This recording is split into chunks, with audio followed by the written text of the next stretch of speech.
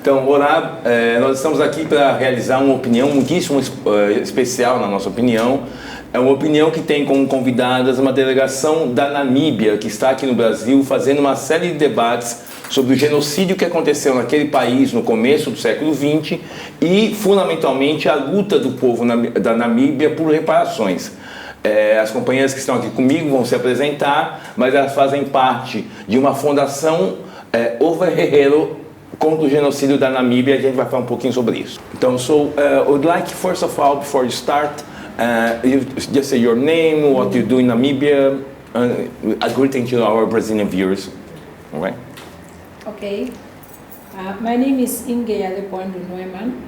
I'm a teacher by profession, teaching at one of the secondary schools in Namibia, Witu. I'm a history teacher. I'm a member of the Ovaherero Genocide Committee. I'm more involved in history to make history to be alive and to talk about what happened in our past. My name is Okeri Adelaide Wakurama. I'm a teacher. I'm a lower primary teacher. I'm also a member. I am a member of the Ovaherero Genocide Foundation. I'm a resource mobilizer, and I'm very glad to be in Brazil. Hello, my name is Esther Muinjangue. I am the chairperson of the Ovaherero Genocide Foundation in Namibia. I am a social worker by profession. I am currently a lecturer at the University of Namibia in the social work department. But I have to mention something very unique. This year in March, I was elected the first ever female president of a political party. NUTO in Namibia is an opposition party in Namibia. Thank you. Good morning. My name is Francisca Itirwa Kadanango. I'm a financial advisor at First National Bank of Namibia. I'm a member of the Ovaherero Genocide Foundation. Thank you. Starting with Esther, I saw that you're using your traditional quilt. That's very nice to see it. So, starting from there, tell us a little bit about the traditional communities, the traditional ethnicities in Namibia. Okay, thank you very much, Wilson. Namibia has got between 11, 13 ethnical groups, and every ethnical group has its own tradition and cultures. We have different languages that we also use. So I am from the Ovaherero community, which has a language called Oshiherero. And my community, the Ovaherero community, has a very rich history in Namibia because of the genocide of 1904, 1908. All right. So we are here, unfortunately, to talk about this genocide. So first, to our viewers, I'm going to ask you to tell something, but just to locate everyone.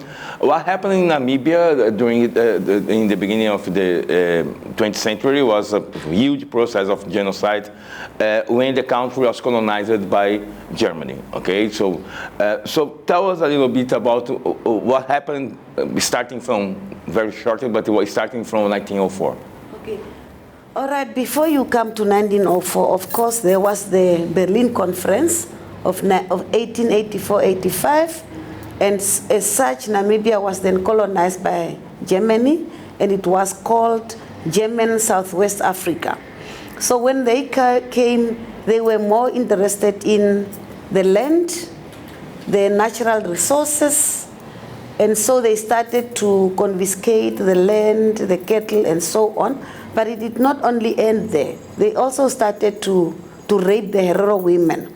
And as they were taking over the land, on the 12th of January 1904, the Ovaherero paramount chief, Samuel Maharero, was tired of this, and then he declared war against the German settlers and Jews Truppen. So the war broke then on the 12th of January. and it went on the whole year. And in October the 2nd, then they called a gentleman. No, he's not a gentleman. What he did, he cannot be called a gentleman. Lothar von Trotter. He was in China, but before he went to China, he was in Tanzania. So he had very good experience with the Africans. And he was called because they said, we have a group here which is very stubborn, and we want you to come and deal with them. So von Trotter came, and he said, like, you know, a group like this one, when you have to deal with them, you need to get rid of them. Is the only best way. So, but the Hereros were fighting and so on. So on the 2nd of October, he issued an extermination order. And that is the extermination order that makes our genocide also unique, because it's the only genocide that has an extermination order in writing. And he also made sure that this extermination order was not only in English or German, but it was also translated in the Herero language to make sure that the people would understand what he's telling them. So it's also unique in the sense that it was directed directly to the group that he wanted to exterminate. So, and he did all kind of tactics and atrocities to really make sure that he's killing them. That is why the water holes that these people were using were poisoned. The women were raped as well as girls.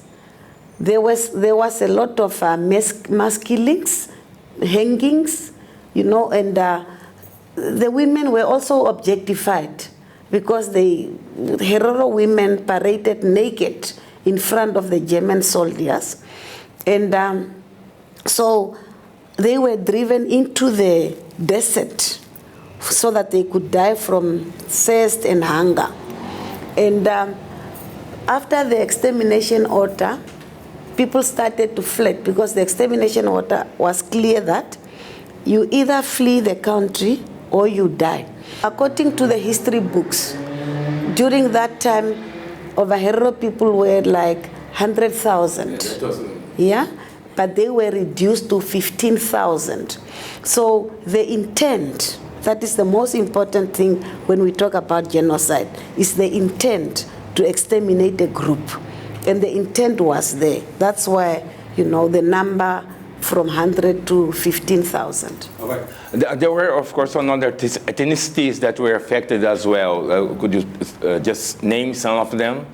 Yeah, another group which was really also not only affected but also exterminated is what we call the Nama people. So the Nama people in Namibia are those with they have the clicks when they say their vernacular language, and they were 40,000 and 20,000 remained. So 50% of them were also exterminated, and there was also an extermination order for them.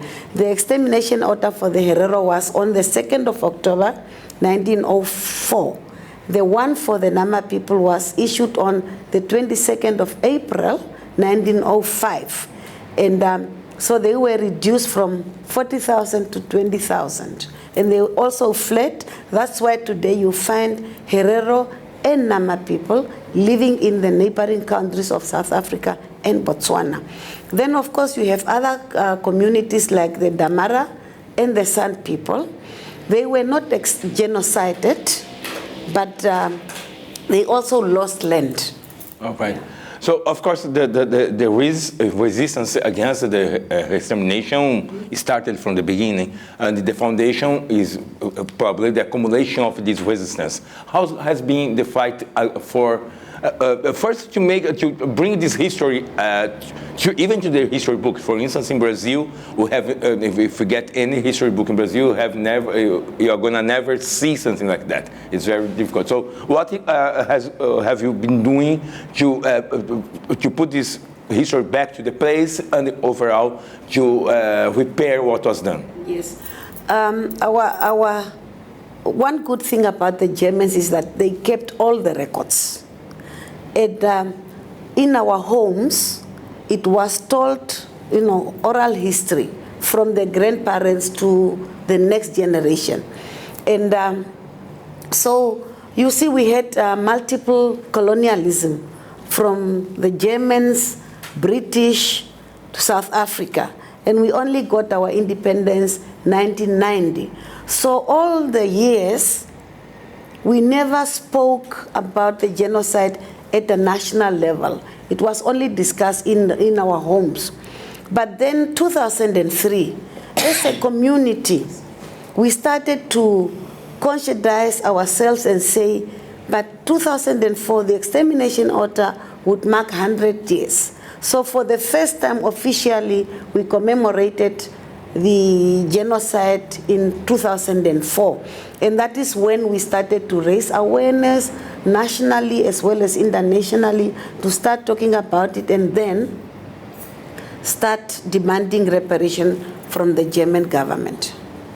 In this process, what have been, before that, of course, it calls attention for everyone that you have a delegation of women, which is very important to the history of everyone. So could you talk a little bit about, explain why the women are doing this, doing that, and you just said that you are the first women elected for the presidency for Portugal, what is very important. So tell us a little bit, mainly for the Brazilian black woman, what you women are doing and why you're so involved in these struggles right now. It was coincidence. The OGF, we are plus minus 35 members, but the majority is also women.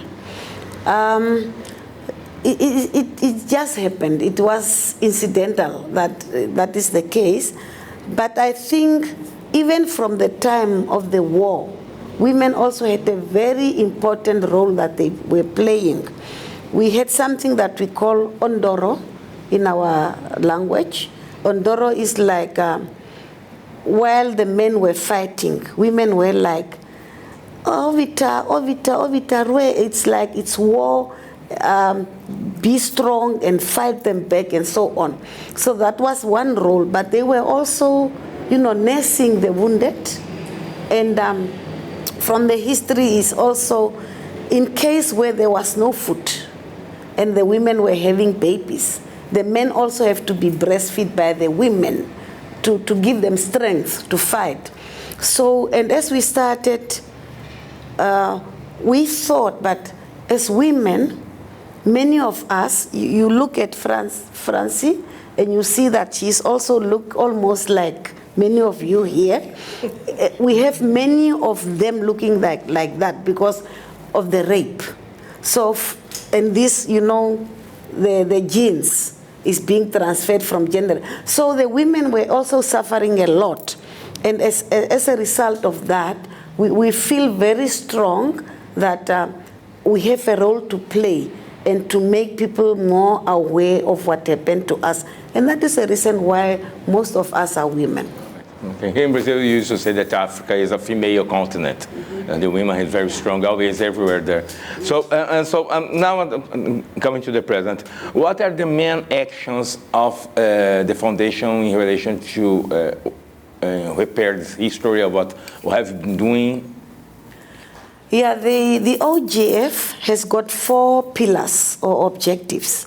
The one, of course, is to raise awareness, education, which is a continuous process. But then we have memorialization and monuments, because when you go to Namibia, our government is not really supporting our case. So you will not find monuments on the genocide that happened there. So we made it our task to put up some structures to keep the memories alive. Then we have, as I said, that we have Hereros and Namas in the diaspora. So we started now to build bridges with them as well. And we visit them once a month, once a year, and they also come to Namibia because many of them have lost the culture. They cannot even speak the language. So now they want to restructure themselves and teach their children the language and the culture. And the most important, the 4th one of the objectives, is to demand reparation from the German government. So we are doing a lot of activities to exert pressure on the German government. We have been demonstrating, we have been sending petitions, we have been, building a lot of solidarity groups in Germany, and almost every 4th month we travel to Germany to remind the German government. And in this process, as we are putting pressure on the German government, the German government is now working with our government, excluding us, the Nama and Herero people. We work very, very close with the Nama community as well. 2006, one of the Herero chiefs, who was a member of parliament, put a motion in the Namibian parliament for our parliament to acknowledge that it was genocide and that Germany should pay, and most importantly, that Germany should negotiate directly with the Nama and Herero representatives, while our government will play a facilitative role. At the moment, our government has moved away from that resolution. They are telling us that it's government to government, and we are saying it cannot be about us without us. And we are reminding the German government that you negotiated with the Jewish, 23 groups of them, plus the state of Israel. So why can't we follow the same model? All right, and what, in your opinion, how the reparation should be? Because just to locate you in the question, we, first of all, many of us, black people here in Brazil, can be descendant of Ovaherero people or Nana or something like that. I told you yesterday that you don't know because they destroyed our documentation and so on. But anyway, as people from the diaspora, we also fight for reparations in Brazil, saying that this slavery was the hugest crime against humanity ever. So you have a whole struggle, and in particular here in the black movement and party, the Quilombo Racing Class, we say that reparations only can be done in a social scale. Repairing the food you lost, the health you lost, the housing you lost, and so on. What's your conception of reparation? Our perception of reparation is that, first of all, it should not go to individuals. It should go to the two communities, the Nama and the Ovaherero communities that were targeted by the extermination orders. Because even if you go to Namibia today, the two communities are 10% of the population of Namibia. So they are marginalized groups, and unfortunately, because of the apartheid system, people were also segregated. So the areas that are predominantly inhabited by Ovaherero and Nama people are poor communities. So we are saying that the reparation that we are demanding from Germany should benefit the two communities by, developing their communities. If you have to build schools, you build schools and hospitals and so on. The other thing that we are thinking of is also we can go into an agreement with Germany and say, for the next how many years, an X number of Ovaherero and Nama young children can go to Germany and study for free. And when they get that skills and knowledge, they bring it back to Namibia. And so we build the country. That is our perception of reparation. Because the German government is refusing to talk to us. In 2017, we took the German government to court in New York. And the case is a class action case, which means it's to benefit communities and not individuals. Okay, so, because of the diaspora, we are all over the place, and like I said to you yesterday, in your opinion, every single struggle of black people anywhere in the world is international in their root, because the root is this diaspora. So we are here in Brazil to participate in a series of meetings and discussions with Brazilian people. What, in your opinion, what is the importance of putting your struggle in an international scale? It is very important for us And it's one of our goals also to internationalize our cause, because we have realized that with this type of fight, you cannot rely on the governments. So that's why you need solidarity from other groups also internationally, so that you can have strength and also get solidarity, strength from the others. And you know, it's only after 2004, as I said at the beginning, that people started to know about the Nama and Ovaherero genocide. And that is because we have been traveling to other countries as well for people to know that. And that means a lot to us, because we are not alone in the fight. And when you know that you are not alone in the fight, it gives you strength. You know, when you get a call from someone from Jamaica, for example, and telling you that we are following what you guys are doing and keep on the good fight, it gives you, it encourages you, it gives you motivation to move on and you know, a luta continua. Yes. Dr. Fisher, just to end, first of all, say that here from Brazil, we can from now count with just not only the participation of people organizing PSTU, but also Quilombo Raça e Classe. We are going to have 2 debates in the following weeks. So just to end, what else you could say to the Brazilian viewers that you think that's important from what you have seen here and what you want to take home? What I can say is that the importance of history, that is very important, because sometimes we want to ignore the past, but we are what we are today because of the past. So it's important to talk about our history so that we can make sense of who we are today. And when we talk about it, it's also the only way how we can free and liberate ourselves from that. You know, time has passed where we all wanted to be like the white people. You know, we are more proud to be black, to be African. And one would say that for every black person, whether you are in the diaspora or wherever you are living, we should be proud of that. And we know we all have one roots, and that is Africa. You know, we are today scattered all over the world, but there is one root, and that is from, we were all coming from Africa, some were brought in as slaves and so on. So it's important. I know people today from the Caribbean who have added a black surname just for them to feel black, because they are saying, but how could I be Stanford, you know? I'm a black woman. Stanford, where is that surname coming from? So they have adopted some African surnames just to associate themselves and to give them that identity. And that is very important. So we should be proud of who we are in our history. Would you like to add anything? No?